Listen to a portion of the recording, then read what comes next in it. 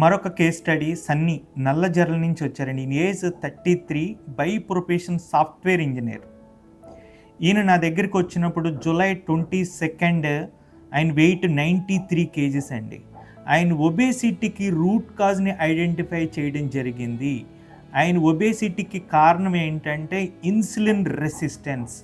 ఆయన ఎలాంటి physical activity లేదు, ఎప్పుడు పడితే అప్పుడు ఫుడ్ తింటున్నారు, నో యాక్టివిటీ. ఈయన కూర్చుని చేసే జాబ్ అండి, దట్టు నైట్ షిఫ్ట్ అనమాట. ప్రతిరోజు 9కి లాగిన్ అవుతారు, లాగౌట్ వచ్చి మార్నింగ్ 6 o'clock అనమాట. సో ఆయన సర్కాడియన్ రిథమ్ కంప్లీట్గా డిఫరెంట్ అండి. సో ఆయన్ని హ్యాండిల్ చేయడం జరిగింది.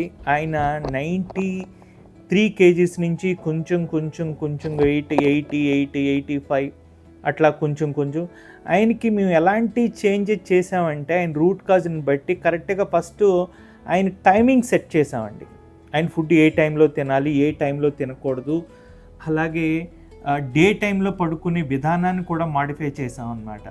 సో ఈ జర్నీలో ఆల్మోస్ట్ 93 నుంచి 73 kgsకి వెయిట్ లాస్ అయ్యారండి వితిన్ 5 monthsలో.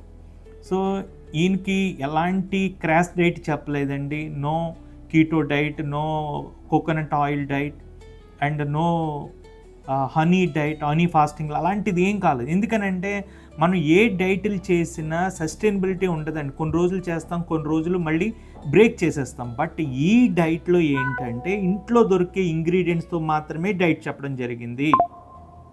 ఆయన లైఫ్ లాంగ్ మెయింటైన్ చేయగలుగుతారు. ఫస్ట్ ఒక 5 monthsలో మాత్రమే డైట్ చెప్పి తర్వాత ఆయనకి నార్మల్ డైట్కి అంటే మెయింటెనెన్స్ డైట్కి వచ్చామండి. అంటే రెగ్యులర్గా మార్నింగ్ బ్రేక్ఫాస్ట్ ఎంత తినాలి, ఎంత ప్రోటీన్ ఉండాలి, ఎంత ఫైబర్ ఉండాలి, ఎంత గుడ్ ఫ్యాట్స్ ఉండాలి, ఎంత విటమిన్స్ మినరల్స్ ఉండాలి, ఇలాంటి ప్లాన్ ఉంటుంది. ఎక్సర్సైజులు కూడా హోమ్ మేడ్ చిన్న ఎక్సర్సైజులు, మరీ పెద్ద ఎక్సర్సైజులు ఏం కాదు. అంటే ఇక్కడ ఏంటంటే మేము ఫోకస్ చిన్న అలవాట్ల మీద ఎక్కువ ఫోకస్ చేస్తామండి. అలాగే ఇంట్లో దొరికి ఇంగ్రీడియంట్స్తోనే ఆ డైట్ ఉంటుందన్నమాట. అందుకనే ఈయనకి ఎంత మంచి రిజల్ట్ వచ్చింది. ఆ రిజల్ట్ అనేది ఇప్పుడు ఆల్మోస్ట్ ఆయన డైట్ మానేసి ఒక 6 months అవుతుంది. బట్ కొంచెం కూడా వెయిట్ రీగెయిన్ అవ్వలేదండి. సో నార్మల్ వెయిట్నే మెయింటైన్ చేస్తున్నారు. సో ఎవరైనా వెయిట్ తగ్గాలనుకున్నప్పుడు ఈయన వెయిట్తో పాటు ఈయనకున్న ప్రాబ్లమ్స్ అన్నీ తగ్గాయండి. Pre diabetes, fatty liver, high cholesterols అలాంటి ప్రాబ్లమ్స్ అన్నీ డిజపియర్ అయిపోయినాయి అనమాట అండి.